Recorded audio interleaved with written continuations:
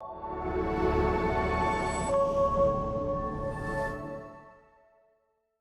regards to everything that we did was within family, and you had to live off the land. Like, we didn't go off the land to get anything. Everything was right there at home, right? So it was like a sense of us building our own community, our own foundation, and building something that you can be proud of and you can work from and grow from. Okay. So essentially, I'm realizing now, it taught me to basically just be able to do everything on my own, which probably isn't healthy now as an adult. There was a lot of times where I would get mistaken as like maybe the hotel help. Like, oh, like, can you clean my plate and take my garbage? And it's like, sorry, I'm the event planner. And even when you say that, people don't, like, they don't hear it, it doesn't connect. So they're like, okay, that's fine, but take my plate and my garbage, right? So I think just that idea of people thinking like you're not meant to be in the role that you are because you look a certain way or you are a certain color. I realize I can't control what other people think or what they do. I can only control how I show up in this situation. And all I can do is show you love, right? Show you love, show you grace, and keep it moving. And just as long as my client's happy, that's all that matters. Okay, so for me, definitely starting my business, being Black, having kids, being a single mom, I'm already a statistic. Like, we're already there. And then I remember when I told people I want to start my own business, they were like, "What, you don't have the skills. You're a stay-at-home mom. You have 3 kids, and you're a single mom. Like, how do you plan to make this happen?" Even my family didn't think I was going to be able to do this. I think that's what drove me to definitely do it. Honestly, my drive of believing in what I do, I love what I do to my core. Like, I will do 16-hour days in heels, and people are like, "What are you doing?" And it feels like it was 5 hours. So I think it's just the fact that I actually love helping somebody bring an idea into actual fruition and like to life is what drives me. Have you ever been stereotyped? Had your abilities doubted because of the color of your skin? Judged based on how you look before you even speak? If you have, this series is for you. Welcome to More Than an Athlete, More Than Entertainment.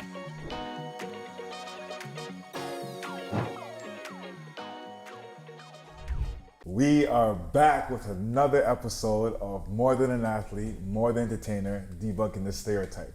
And we back, we got the energy, we got a nice special guest in the building today. Honestly, the vibes are high, energy is high.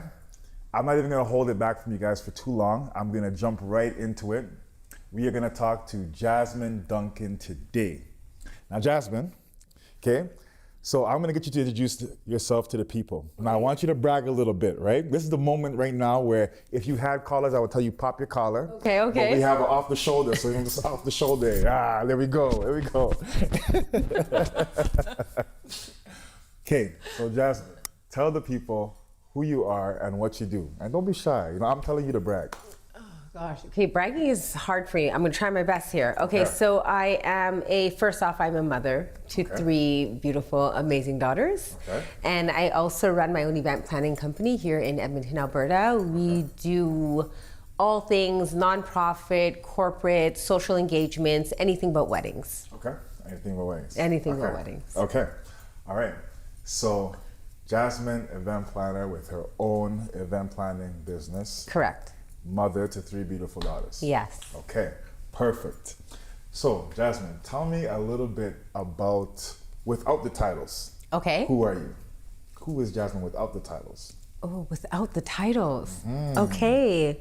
Who is Jasmine without the titles? It's never comfortable just talking about yourself. You know what I mean? Like, people, it's just, yes. You know what? Let me talk. So, Akil without the title of maybe athlete or entertainer or whatever people may assume me as, is somebody that is, I'm a very happy guy, positive guy. I like to smile.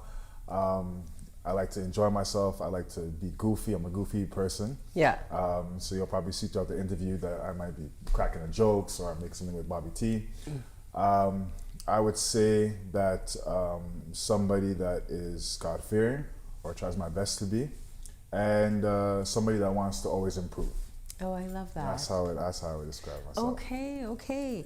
If I had to describe, I would say determined. Okay. Focused. Okay. Driven. Okay. I love big and I love hard. Okay. I definitely love through food, either eating food or making food for people I love. Okay. I'm passionate. I would say I'm kind, working on empathy. Overall, I would say that Jasmine is a loving person who wants to grow, evolve, and continuously growing. I love that. I love that. Okay, so Jasmine, take us now to your childhood. You know, Okay. what was it like growing up? What were some of your favorite experiences? Oh gosh. And where did you grow up? Okay, so I moved quite a bit. So I Okay. was born in Edmonton, Alberta, Okay. but then went to Trinidad when I was about 3, stayed there for about 3 to 4 years. From there, went to Vancouver, from Vancouver back to Edmonton. Wow. And then as soon as I was old enough to like fly, I left to Toronto for 10 years. So you were just like all over the place. Yeah. Okay, which was your favorite stop? Toronto. Toronto. Why? Yeah. You know what? The culture, the people, the food, the community, all of it, the music, the dress, the fashion, all of it. Okay. Okay. I like that. I can see that. I can see why. So when you were growing up in Edmonton, so first you were in Trinidad. I born in Edmonton, but I went to Trinidad when I was 3. When you were 3. And Yeah. how long did you stay in Trinidad? 3 years. Okay. Yeah. Was it like a culture shock or do you remember? Because you would have been kind of It young was a then. huge culture shock, but Okay. yes and not really, because I wasn't used to anything here in Edmonton. But like going to Trinidad, we had like cows and chickens and goats, and when you wanted dinner, you just cut the head off the chicken in the backyard and like bring it in the house. So definitely a different experience, and one that I think helped shape me to who I am today. Okay, I like that. Yeah. I like that. For someone that's looking on the outside, looking in at your journey, what's something that they might miss?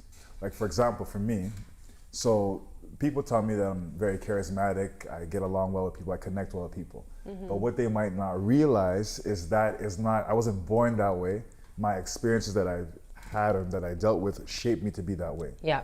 When I was younger, my dad, well, he's still a pastor. My dad's still a pastor. And we moved around a lot, different schools, different churches. So I was forced to have to make different friends with different people, Yeah. whether they be Christian or they not be Christian, tall, they're short, they're black, they're white. So that forced me to be able to learn how to connect with different people, how to make friends with different people. People also say that I'm very competitive, but they might not realize that competitiveness stemmed from me being bullied because, oh, he's tall, he can't run, he's lank, he's not coordinated, Yeah. or he's not so smart, which built a competitive desire inside of me. So for someone on the outside looking in at you, what's something that they might miss? I think that aspect or that area of my life, I would say definitely created me to be more driven and more focused on family and what counts, Okay. if that makes sense. Okay. Yeah. Can you expand on that a little bit more?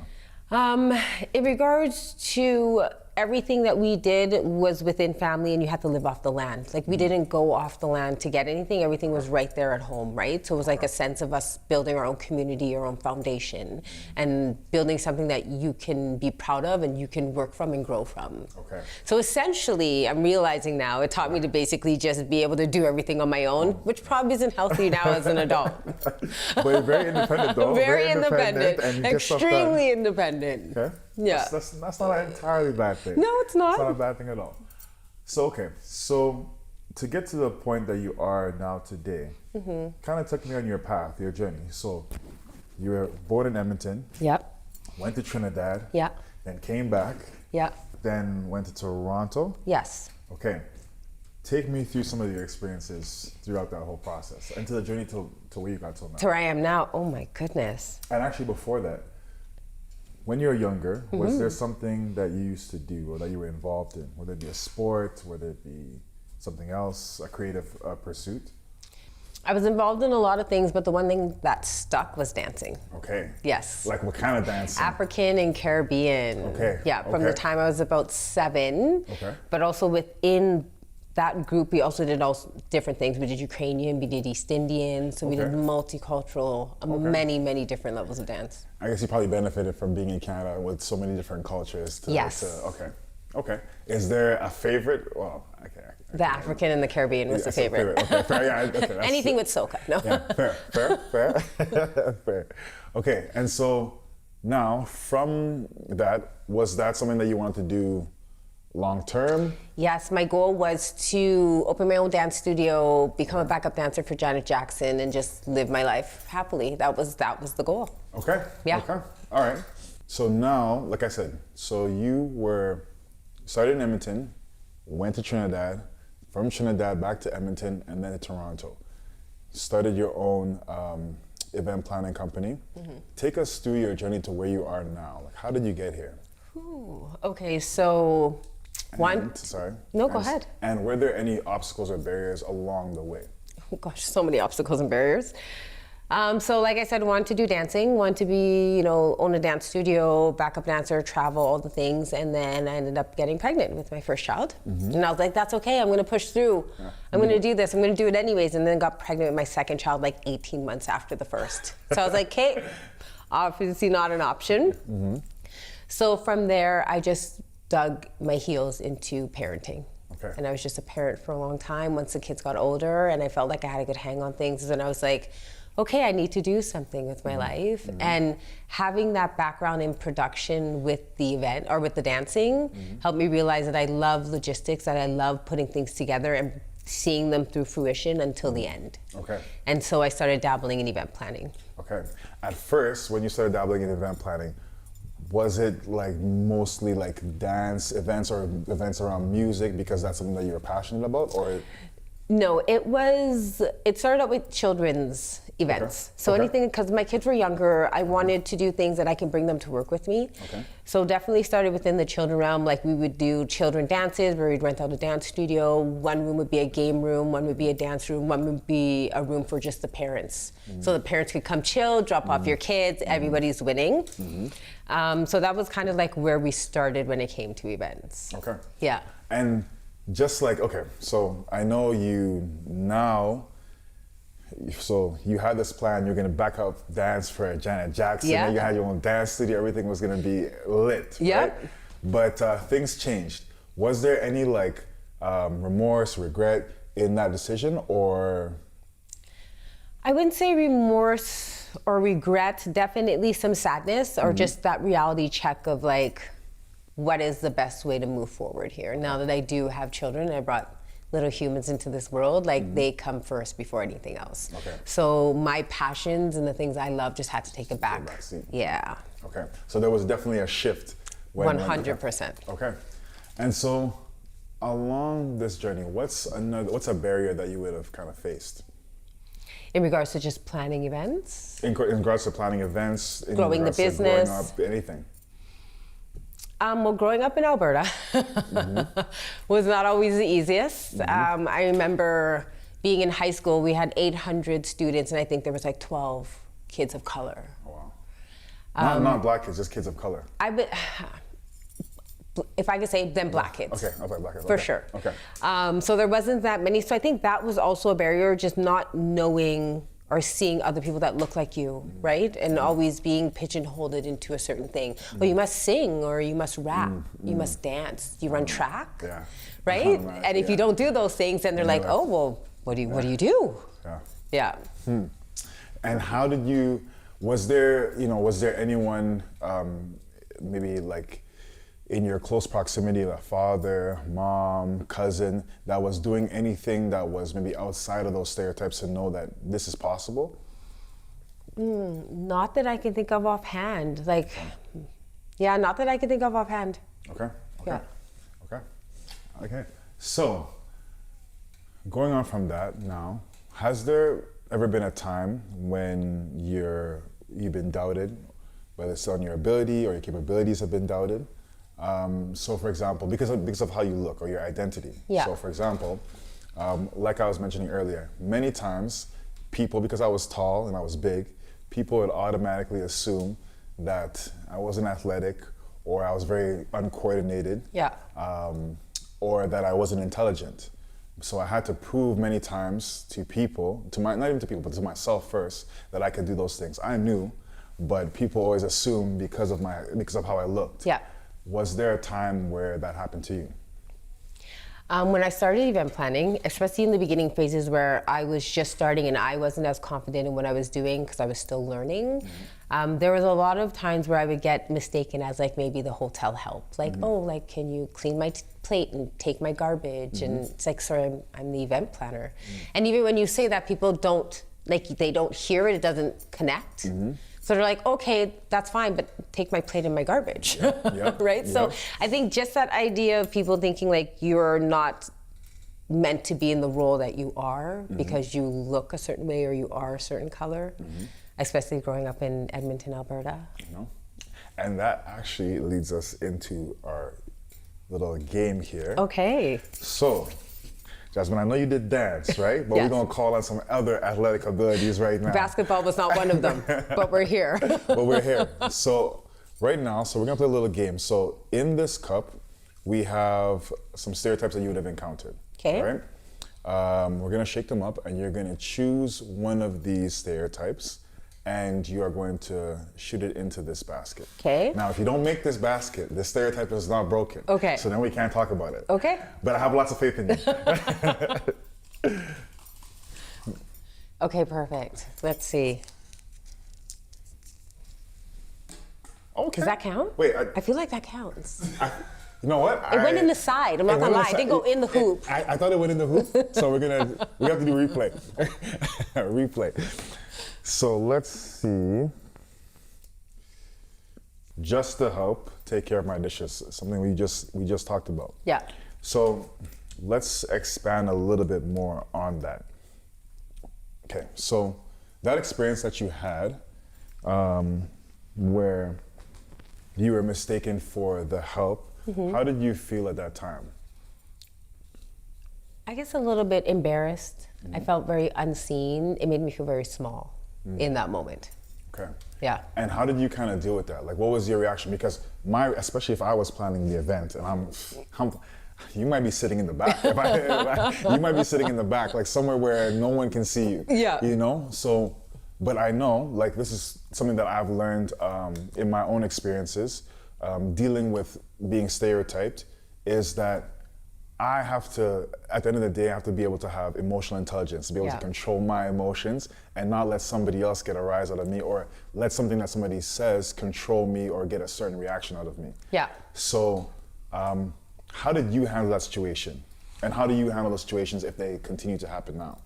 I'd say for a while, it took me a minute to wrap my head around it. Like, it was something that would happen every now and then, and I would get really down on myself. And then I got to a point where I got more confident in my skills and what I was doing, and I realized I can't control what other people think or what they do. I can only control how I show up in this situation. And all I can do is show you love, right? Show you love, show you grace, and keep it moving, and just as long as my client's happy, that's all that matters. I like that. Have you ever had a client have that reaction? When they find out that, oh, okay, my event planner is black, maybe they don't want to work with you or a little bit hesitant or maybe think that you don't know how to do certain things. Have you ever had that interaction? No, I wouldn't say face to face. I don't know if it's been said behind my back, but face to face I have not. Okay. Yeah. Okay. I like that. That's Yeah. good. That's good. So in a day-to-day of an event planner, kind of take me through your day. Like, what's something that, what's your day look like? So day-to-day is always just working towards the next event. So it depends. So right now I think we have about 9 events on the go, but again, they're spanning through now into 2026. So day-to-day would be, the first thing is getting the venue. Making sure you know exactly what your client needs, the number of people, what kind of accommodations do they need in regards to food, what is the theme, what is the goal, what's the intention of the event. So once you find out those things, then you're just breaking it down and slowly working through it. So is there I guess, do you kind of reverse engineer? Do you start with the intention of the event and then kind of work and build everything out from there? Is there like a starting point where it'd be like, you're just finding the event first or the the space that you want to use first? No, the first step would be speaking with the client and figuring out exactly what it is they need. Is this just a corporate event? Is it a personal event? What is the intention? What is the goal? What are the 3 things that you would say you'd walk away from this event when it's done and it was a success to you as that client? And then I find those pieces that kind of fit in there and put them together. Okay. And so with different clients, like say with clients that they want to do a small event as opposed to a big event, what's like the main difference really, other than the people, or the capacity? Is there like something else that's different between those two? No. All events basically have the same components. Venue, food, alcohol, non-alcohol, and making sure that the attendees are entertained in some way, shape, or form. So all events kind of share those same components. It's just on different levels and what that client needs. Okay.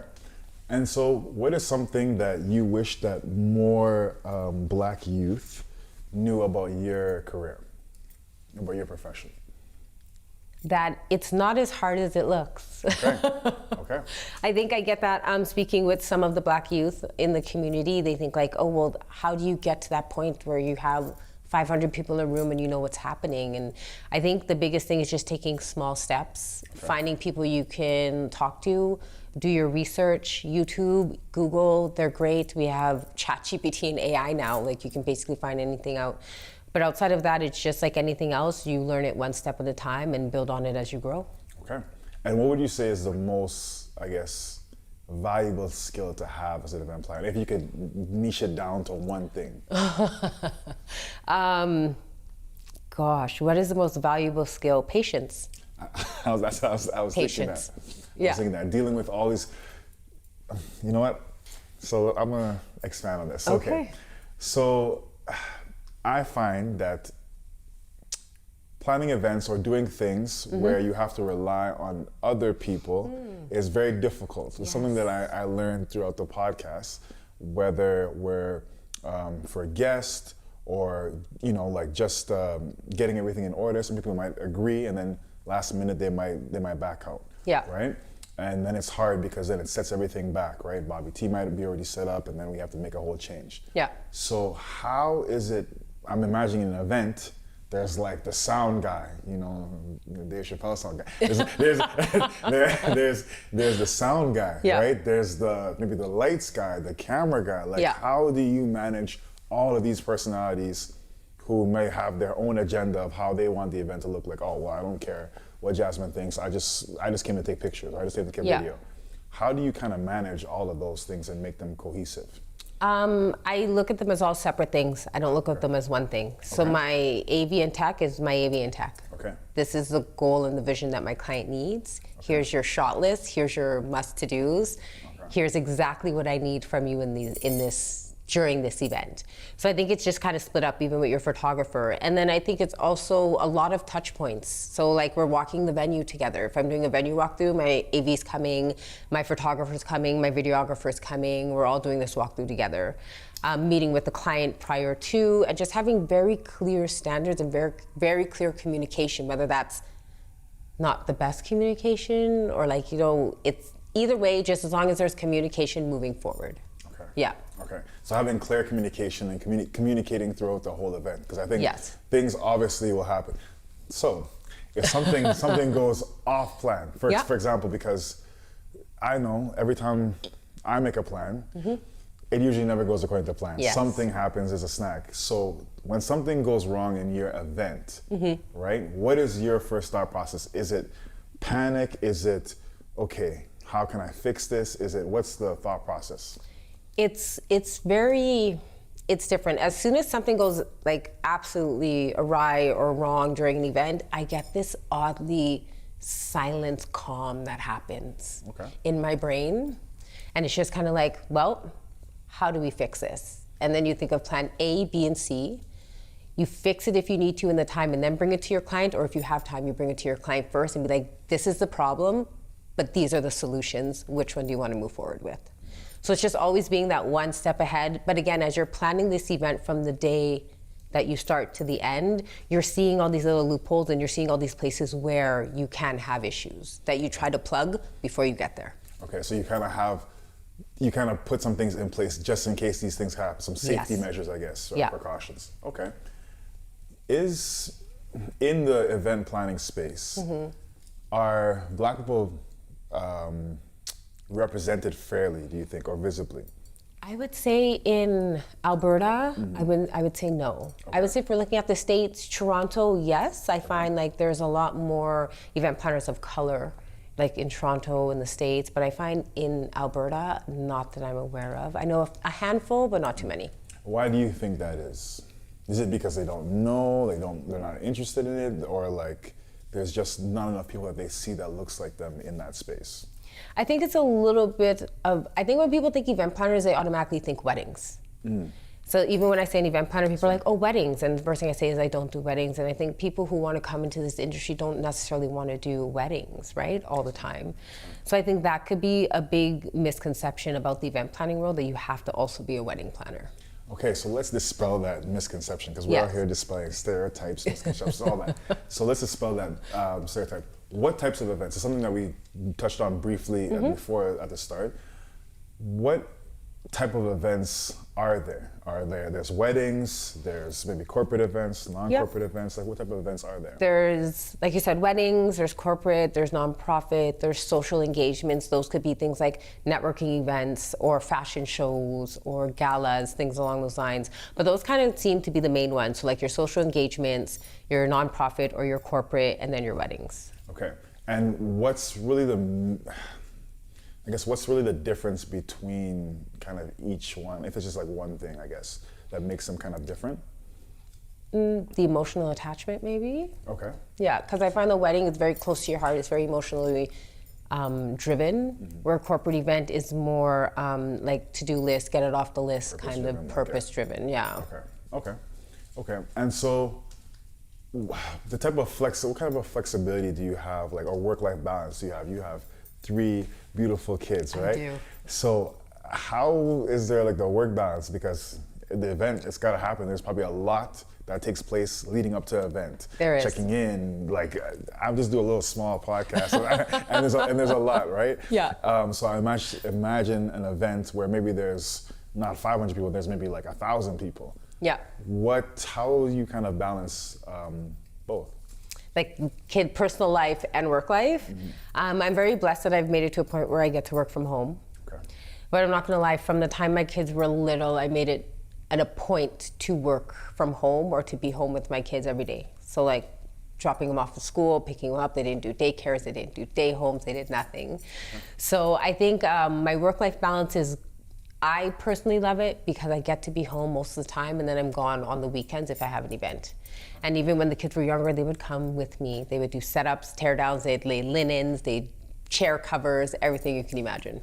Okay. So now when I did leave to go to work, they knew what mom was doing. Okay, mom's busy for 16 hours and we know what she's doing. Okay. Yeah. Okay, nice.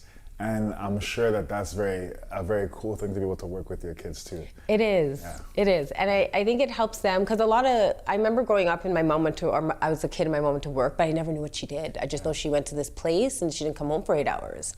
So it's nice that my kids see what I do and they also get to, I guess, see a different path in regards to rather just a 9 to 5. Like you can create something that's yours and build it into something that you love. And I love that you said that because I'm just kind of going back to when you were in school, there was like maybe only 12 people of color and there wasn't anyone that was really, I asked you that question on purpose because I wanted to know if there was someone else that you saw that maybe inspired you to be able to know that you can go into this space. This project that I'm doing, it's really important because I want to show Black youth, whether Black males, Black females, that there's so many possibilities. We are not limited or tied into just being an athlete or just being an entertainer. Yeah. We can be an event planner, we can be a chiropractor, we can be an architect, we can be a doctor, we can be so many different things. So how were you able to kind of push through that to find something that you didn't really see anybody else doing? That's very interesting. When you talk about dance and stuff like that back in the day, the lady who ran our dance company, she definitely left a trail in the city. But she was one of the first Black women I saw who was doing something different than a 9-to-5 and just doing her passion. And I saw the ups and the downs. I saw the times when it was like, we don't know if we're keeping the studio open this month because we didn't make enough money, to now we're dancing on stage at the Jubilee. Right? So I think watching her push through her passions and continue and create what she did with us as youth, especially Black youth in the city, definitely made me realize that you can, especially as a woman, do whatever you want to do.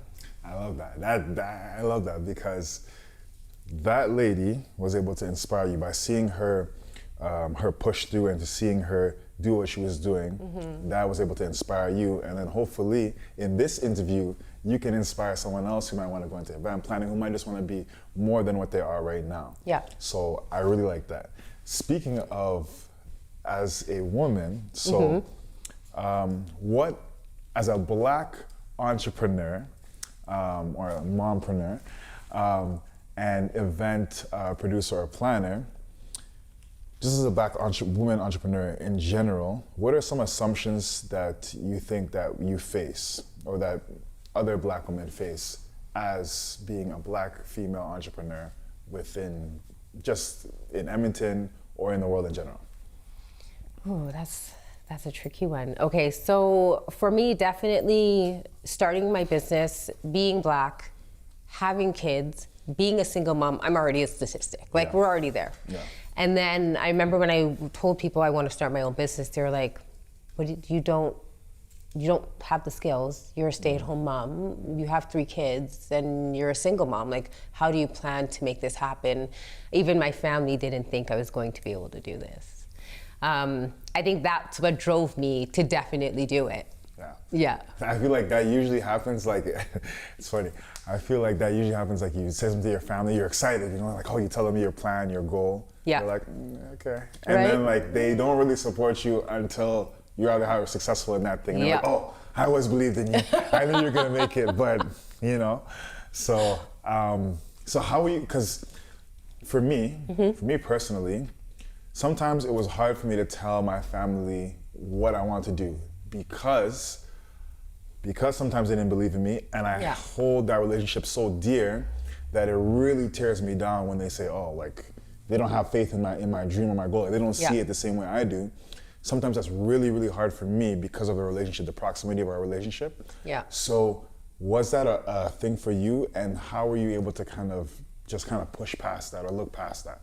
It was definitely a thing for me. I remember many times doubting myself even more because the people that I loved didn't seem to believe in what I was doing. But I wasn't doing it for just me, I was doing it for my kids. So it didn't matter what anybody else thought, because it wasn't for them, it was for my kids. So that's what helped me push through, is seeing them every single day, is what helped me to be like, I have to do this. I love that. I was actually gonna ask you, on the days when, you know, when it gets hard doing event planning, right? And when you don't really feel like doing, what's the thing that kind of keeps you going? And I think I know the answer, but are we gonna say my kids? My kids definitely keep me going, but honestly, my drive of believing in what I do, I love what I do to my core. Like, I will do 16-hour days in heels, and people are like, what are you doing? And it feels like it was 5 hours. So I think it's just the fact that I actually love helping somebody bring an idea into actual fruition and, like, to life is what drives me the most. Okay. No, I love that. I love that. I think that's a really cool thing, like being able to have someone have an idea or something that they're planning in their head, and you take that thing out of their head and make that thing a reality. I think that's a very cool thing to do. And so for a Black kid, Black female, Black male, who wants to get into your industry, where would you tell them to start? What's the first thing that you would tell them to do? Volunteering. Find events that you might be interested in or something you want to get into, and volunteer, so you can kind of have a first experience of, like, what it is on the day of or working within the event. After that, if it's something you really love, then go to school. Like, you can do online schooling, you can actually go in and do, like, everyday schooling. Is totally up to you how you want to do that.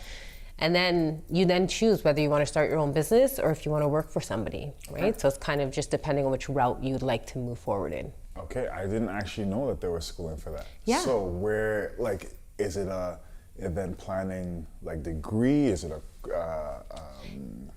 diploma? Is Yeah, it like a diploma, Okay. a course. I think when I did mine, I think it was like a 6-month course or something Okay. you do online, and then you go in for 2 days, you learn for 2 days, and then you do your testing in person. Okay. Okay. Do they have like a practical where you have to like set up an event type of thing, or like? No. Okay. No. Okay. Like Okay. you kind of do that in your planning, but it's all on paper. There's not an actual like go in and plan an event. Okay. Yeah. And when you did your first event, Yes. what was that feeling like? Were you nervous? Were you? I was nervous because for some reason I was like, well, if I'm going to do this and no one believes in me, I'm going to do it big. So I'm like, I want to get 100 women in a room with 25 female vendors, all female speakers. Off the first one? First event. Like first actual event that like made me money and was okay. like something that was like planned and not like a collaboration, but like yeah. a first event. I remember I found a speaker in Vancouver and she's like, if you can get 100 people in the room, I'll fly down for free and I'll speak. Okay. So we got 100 people in the room. We got 25 female vendors. I think we did a fashion show. We had 4 speakers. We did it at Grant McEwen downtown here in Edmonton. And by my surprise, it went phenomenal. Okay. It went well. Okay. Wow. Yeah. That's a.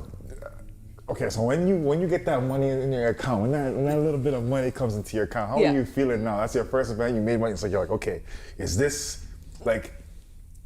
So I'll give you an example. Like, so for example, like when I started this project, or when I applied for this project and I got selected, one really cool thing for me was I was able to shoot an episode in Toronto. Okay. And that episode that I shot in Toronto, I interviewed my cousin, David Charles, shout out to David, as well as, and my cousins were able to film it.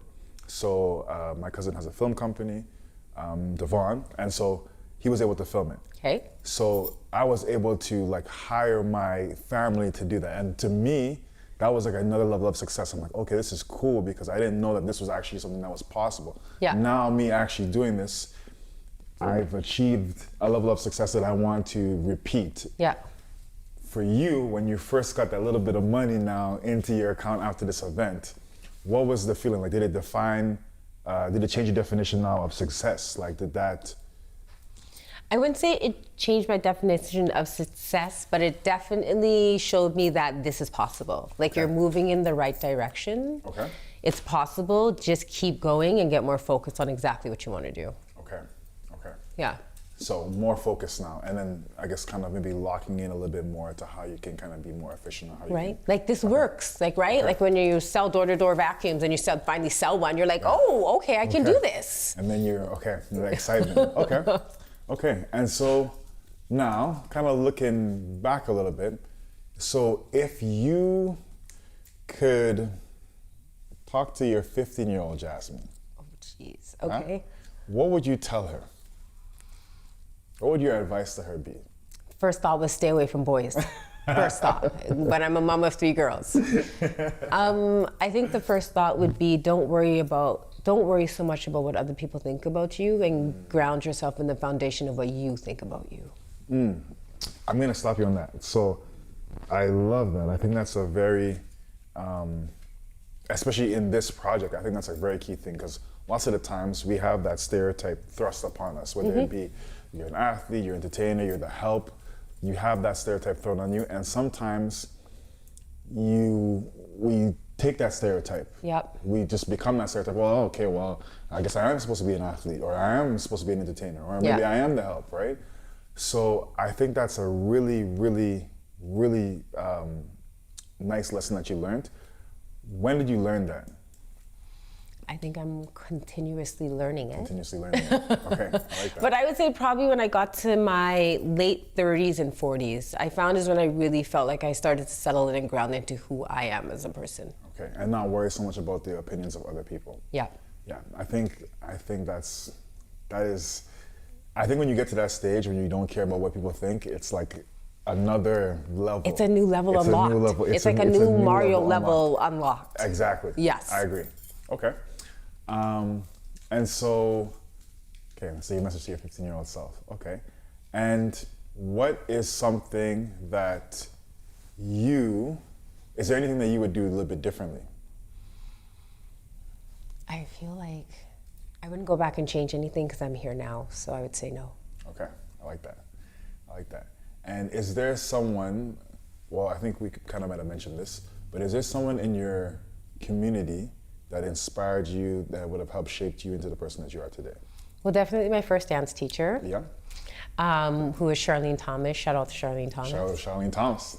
And then Rowena, she's actually a current event planner in the city doing some crazy events and some amazing things with her business. Okay. And it's funny because Charlene Thomas hired Rowena to do an event for one of our dance productions years ago. Okay. I remember watching her run around and thinking, whatever she does, I want to do that. But I didn't know what event planning was back then.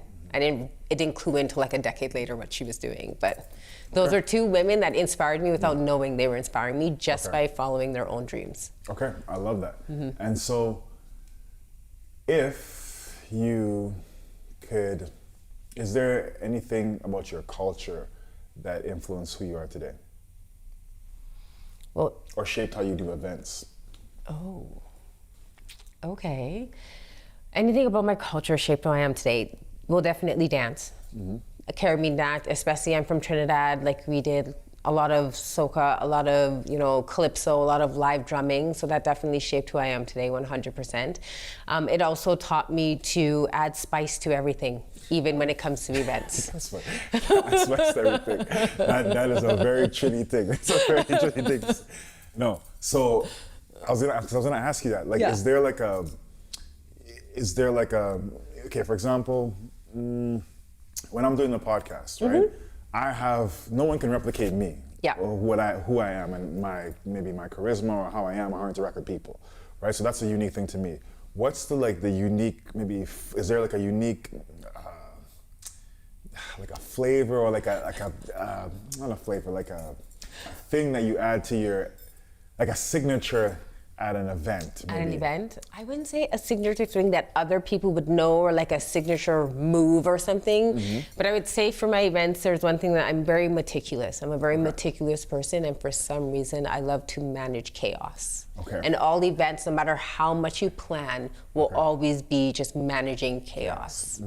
Okay. Yeah. So you said that's your masteries in the mastering. 100%. Okay. That quietness that hits when it gets crazy. I think only crazy people feel that. So you locked in, right? Lock in the in, chaos, you lock in. Okay, I like that. That's nice. Okay, and now kind of gearing down now. So I want to ask you a little bit about like motherhood. Okay. What has motherhood taught you? You are a mother to 3 beautiful daughters. Yeah. So what has motherhood taught you? Gosh, first thing that comes to mind is never give up. Okay. Like, keep pushing. Motherhood has taught me to be resilient. It's taught me to be hard. It's taught me to be soft. It's taught me to be open, vulnerable. It's taught me how to love in ways that I didn't think you could love another human. So I would say learning those things helped me to learn myself deeper and on different levels, which I think definitely helped me in motherhood and in event planning as well, in regards to understanding clients, understanding attendees, understanding the mannerisms of humans in general. Okay. And one thing that I forgot to touch on actually is, so you went from SP to SNK. Yes. Why? Did your vision change? What happened? So it was all within the event planning world, but sorry, just to give a little bit of clarity. So SP Events is Jasmine's event planning company. Yes. And it switched from SP to SNK. Yes. Okay. So SP Events, when I started, like I said, I just did not want my kids to not be involved in what I was doing. So it was actually, SP was Successful Parenting. Okay. So on that, we did a lot of podcasts with other moms, especially moms in business. We focused on moms in business. We focused on kids events in general. And then once my kids got to a certain age, I wasn't doing the events for children anymore. And I moved into just social gatherings, nonprofit, corporate. And that's when I just changed it into SNK Events, which is just the first initials of all my 3 kids. Okay, I love that. I'm hoping that one of them will take over the business one day. Okay. Or, I mean, all three of them? Or definitely not, but one. One, okay. Yeah. Some are already on their full-blown journeys, and but maybe one. Okay. Now, kind of gearing down now, speaking of your kids, when it's all said and done, I know some people don't like the word legacy. Okay. So I'm gonna change it a little bit. How do you want to be remembered? One, for career-wise. Okay. One in life. Oh. And as a mother. These are deep questions. Of course. Okay. Career-wise, I guess at the end of the day, somebody who could throw one hell of a well-planned party. Okay. With a little bit of spice in there. With a little bit of spice. With a spice in there. As a mom, like through other people's eyes or through my kids' eyes? You know what? I want both. You want both? Yeah, damn. See, I was just gonna choose one, but then you gave me the option. You opened it. Through my kids, I want them to see me as somebody that will always be there for them, no matter what, good, bad, will always be there. The door will always be open. Through other people, what they see, I would love them to see that I was just a mom that was willing to be there and love her kids through no matter what. I love that. Yeah. I love that. And I'm sure that your kids, when they hear this, that they will feel that. Oh, I hope so. That they will feel that. And last two questions that we have. Okay. Okay. So, one, what is the biggest lesson that you've learned so far in your life? What's the biggest lesson that you've learned? And I guess maybe how did you learn it? Oh, biggest lesson that I've learned and are still learning would be you are your best friend. Okay. Get to know yourself, build a foundation for yourself, and build on top of the foundation. I think that's the biggest lesson I've learned to date, and I'm still learning. And what has taught me that lesson? Life. Life, the ups and the downs of life, raising children, wanting to be a better person so that my kids can model after me and be better people as well. So I think those things, life and having children, definitely made me want to up my game and be the best version of myself that I could possibly be. No, I love that. I think just kind of expanding on that, you said be your best friend. I think that also kind of goes in hand with like knowing yourself, right? Yes. Being your best friend, knowing who you are, the type of person that you are. Yeah. I think in life in general, one of like the major lessons is to kind of figure out who you are. Yeah. Because if you figure out who you are, you know the things that you want to do, you know the things that you don't want to do, you know the way people can talk to you, people can't talk to you, what your boundaries are. So I think that's a super important lesson, and that I think also applies to this project in particular, because sometimes people might put a stereotype on you and say, oh, Jasmine is just the help, or Jasmine is just a black mom's just a statistic, she can't do an event, she can't plan an event. But you know yourself and you know what you're capable of. So you don't allow anyone to put you in a box or to limit what you can do or what you're capable of, right? Because you know, right? You know that you can do whatever you put your mind to. And that's the one thing that I want whoever's watching this, whether it be a black youth, male or female, older, white, whoever, I want you to know that you can do anything that you put your mind to. Whatever, it doesn't matter what someone says to you, whether it be family, close, relative, friend or not. It all comes down to what you believe that you can do and what you're capable of. So don't let anyone put you in a box or limit you. And now, for our final question, this is our theme question. What does being more than an athlete or more than an entertainer mean to you? I think to me, it ties back into, again, that grounding of knowing yourself, right? If you know who you are and you're grounded and you're rooted in who you are, it doesn't matter what anybody else thinks you are or wants you to be. As long as you keep flourishing and growing and pouring into your own roots of who you are, I think that's the biggest thing that matters. I love that. Be more than what you are right now. Be more than what you are right now. Our potential is limitless, and you don't have to be confined to whatever somebody puts on you or societal beliefs or even what you think you can do. You can do so much more. So Jasmine, Yes. thank you so much. Thank you so much.